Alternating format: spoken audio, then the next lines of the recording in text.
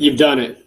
You've just signed a letter of intent to go change jobs and work for the employer of your dreams.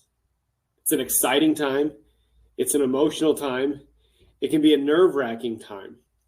But don't forget the financial component that comes with making your career change and understanding what your choices, options, and objectives are when it comes to your retirement planning. I'm Sean Lee. I'm managing partner here at Elevated Retirement Group. What I want to talk to you about today is you've made a career change. Now, what about your retirement plan? And in this webinar, we're going to talk about 3 topics that you should really take into account when you change jobs or change your career. The first thing that we're going to talk about are some career statistics that you should know when it comes to changing jobs, leaving your employer, going to a new employer, getting a promotion.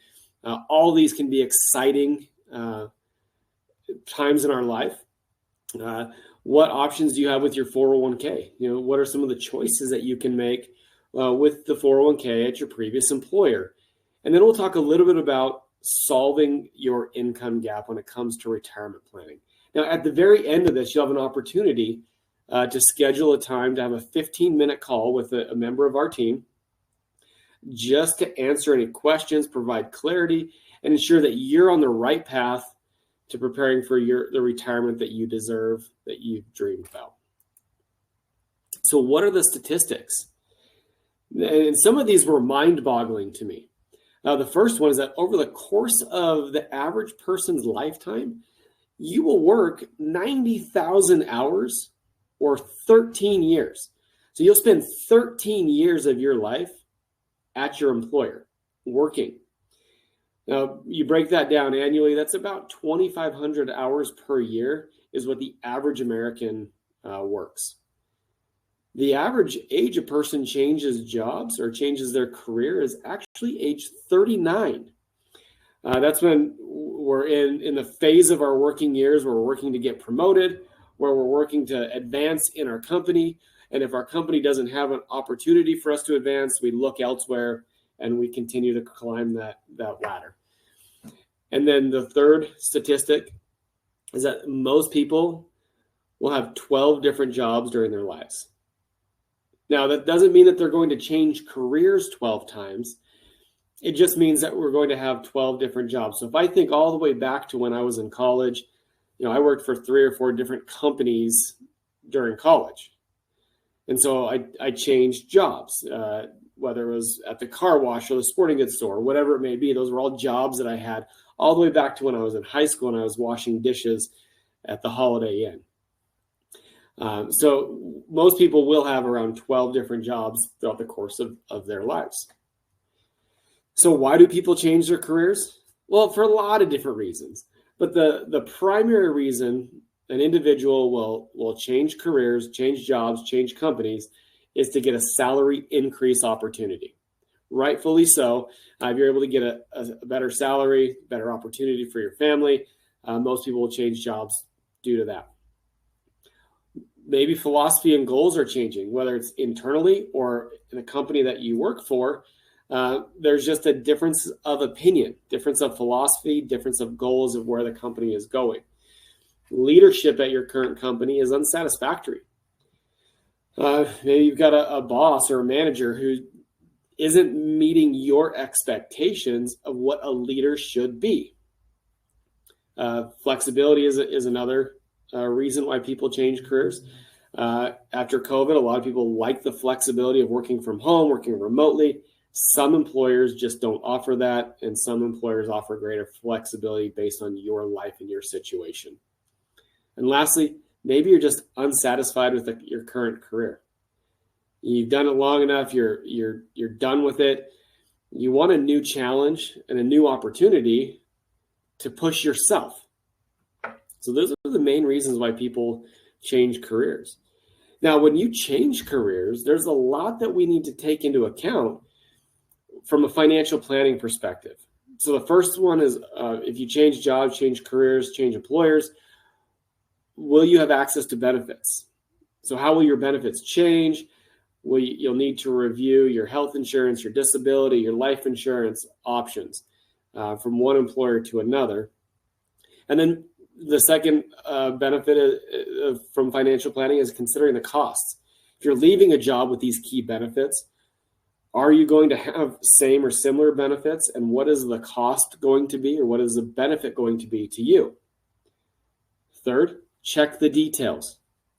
Make sure you're correctly and fully signing up for all of the proper and appropriate benefits at your new employer. If you had voluntary life insurance at the previous employer, make sure that you get voluntary life insurance at your new employer, for example. Continue to save. Don't forget that you want to continue to save. If you had a 401k option, a SEP, a simple, whatever it may be, and you were saving before, if retirement options are available at your new employer, continue to save through the new employer and set up accounts or set up funds to go to the appropriate retirement accounts. Also, take a look at, does my new employer have different options when it comes to saving? Is there a Roth 401k option? Is there a better match? Whatever it may be. What are the investment choices?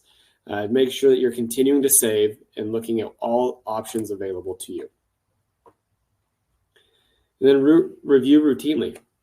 This should be done on a yearly basis. Make sure that you determine the best course of action for your retirement funds, and then monitor those funds along the way.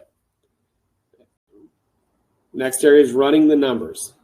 Does your new path have possibilities such as stock option benefits or other cash benefits that you can start to incorporate into your financial plan? Do you have stock options that you can purchase? Do you have additional cash bonuses? Make sure that those are all being incorporated. Determine your tax withholdings. If you're getting a pay increase, make sure you have the appropriate tax adjustments coming out. And you can do this with your financial advisor, a tax professional, to really make sure that your holdings are exactly where they need to be, so there are no surprises at the end of the year. And then the last area is planning for the windfalls. And these are the bonus plans, the options. If you're getting a quarterly bonus or a monthly bonus or an annual bonus, make sure that you're planning accordingly to allocate those funds to the proper places. You don't want to just receive those benefits and not have a plan for them to go anywhere. So you're leaving your employer, and hopefully you've got a 401k plan, a plan at your previous employer that you need to make a determination. What do I do with it? What do I do with my 401k that's at my previous employer? Well, you really have four main options, and we're going to go through those options that you've got. So the first option is that you can actually keep your money in your previous employer's 401k if you meet their balance minimum requirements. Now, what are the advantages to that? Well, you're familiar with the plan, and you may think it's a pretty good plan. It may actually be a pretty good plan. And if you've got really strong investment options, the fees are low, you're getting all the guidance that you want and need, and you may not want to move those funds. And that's a really easy thing to do. You don't have to do anything. You just leave your funds there and you just review your statements and go through your online portals and logins. Now, what are the disadvantages to doing that? Once you're no longer an employee, your access to your money may actually be a little bit more limited, and you may only be allowed to have a set number of investment choices that are available inside of the 401k.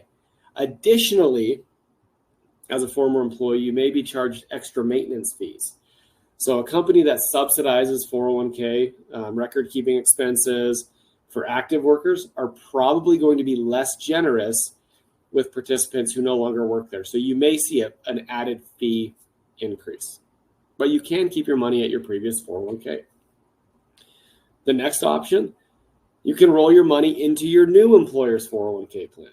Now, the advantages there is that you're consolidating your retirement money to make it easier to track, right? So you don't have money at different employers all over the place. You've got money in one spot. It's easier to track. It could potentially take less time and attention to go through and manage for you. And the new plan actually may be more attractive than the old plan, right? So you may be moving from a plan that's less efficient to a plan that's really efficient, that's got great options, great management, whatever it may be. So it'd be increasing the benefits of your plan, of your assets.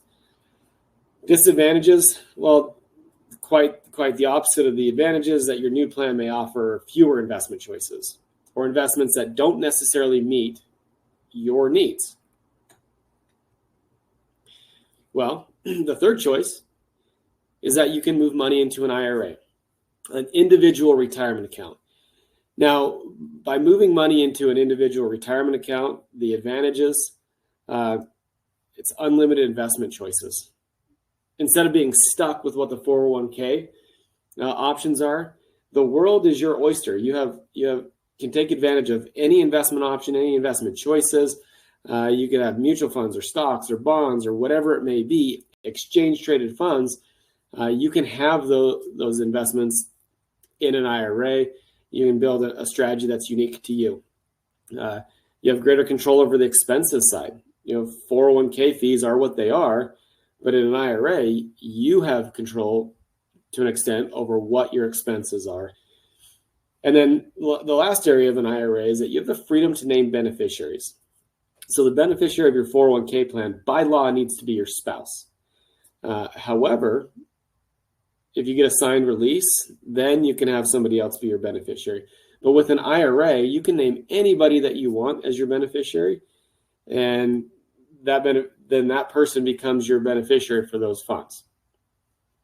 Potential disadvantages: that taxes will be withheld unless you move money from your 401k to an IRA via a trustee-to-trustee transfer.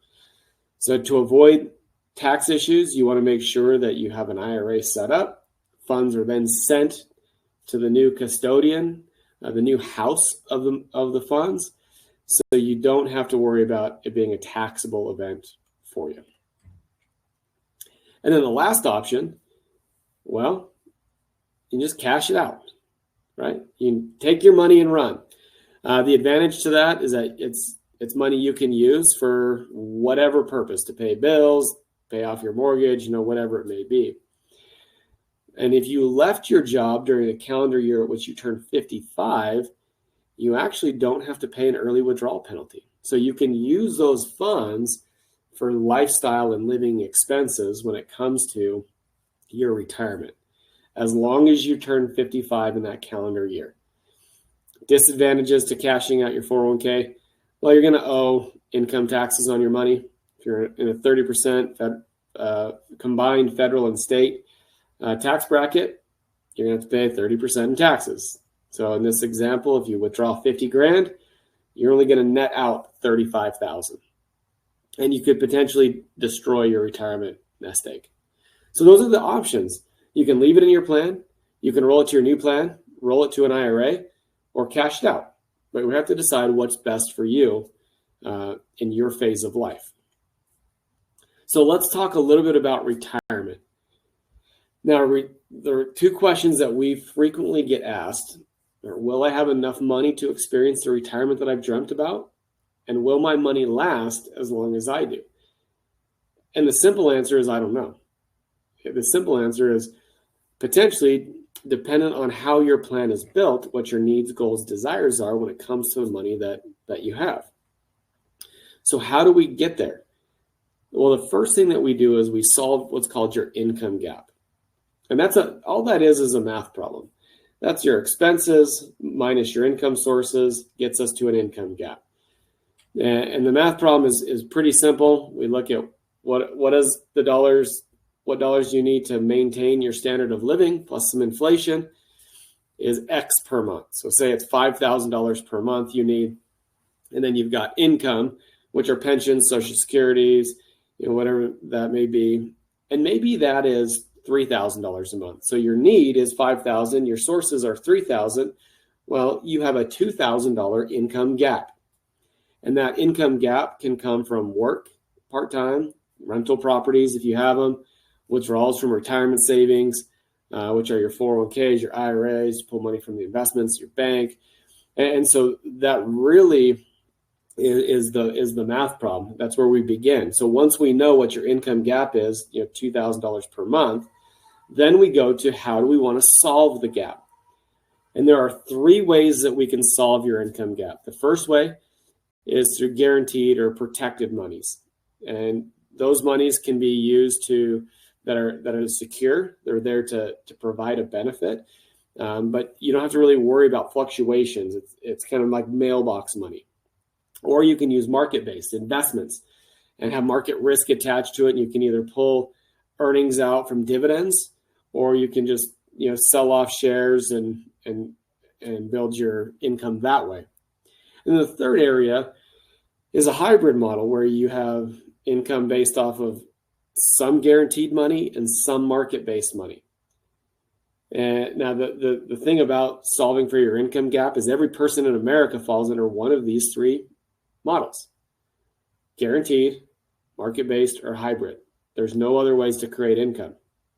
Well, Sean, what about rental income? Well, that could be market-based, right? Because your rental income is only as good as your renter. And so there's lots of different types of income, but it falls under these categories. So when we look at calculating your retirement needs, we look at doing this one of 2 ways. One, just fill out a budget sheet and say, oh, I think my food expense is going to be this: gas, entertainment, phone, TV, internet, mortgage if you have it, whatever it may be. And then pull your bank account statements for the last 12 months and take a look at really what you've spent. That's going to give you a really good gauge on what your actual 12-month spend has been. And then understanding where your income's coming from. So your sources: do you have a pension? Pull your pension statements. Social Security statements are online at ssa.gov. And then understanding what your gap is, and how do you want to solve that from your assets. So it's just a step-by-step linear approach to creating your plan. And then look at the choices, right? Anything that's green, cash, CDs, fixed annuities, fixed index annuities, those are more guaranteed or protected style investments that provide income. Bonds, variable annuities, mutual funds, stocks, we can throw exchange traded funds in there, rental properties. Those are more market-based income. So once we know how you want to create income, we find the right tools to accomplish your income need. So what are some of the steps that you can take right now? First and foremost step, get a really good understanding on your investments. What sort of risk are you taking? Have a risk exposure review completed. Action number 2 is to have a retirement income and tax analysis, getting a clear understanding of what your income gap, your income needs are, and how do you want to solve that problem if there is a problem, right? If there's an income gap, how do you want to solve that? And then what does that do to you from a tax perspective when you're pulling money out? And then the third action to take is to build a holistic financial plan that's based on your unique needs. It's clearly defined, can help you get from where you are currently to where you want to be. And that's not just to retirement, but it's ultimately through retirement, and having the incomes that you want, deserve, and need. So how do you do this? Well, schedule your 15-minute discovery call with a member of our team today, and they'll help you on the process of answering any questions, concerns that you may have, and walk you through the steps that we take to help you build the retirement plan that's clearly defined that you deserve. Now, what's the worst case scenario here? If you schedule a 15-minute call, the worst thing that could happen is that you find out that you're actually in pretty good shape. You don't need an advisor. You don't need a person's help. They give you some clarity on a few of the minor issues or questions that you may have, and you go on your way. So you spent 15 minutes of your time to find out you're in good shape. Now, the best case scenario for you is that there are some areas that you maybe didn't know about when it comes to your planning, and you get the plan that you truly deserve when it comes to building your retirement. That's the best case scenario. So I urge you, take the time, schedule your 15-minute call with a member of our team, and we look forward to speaking with you soon. All the best.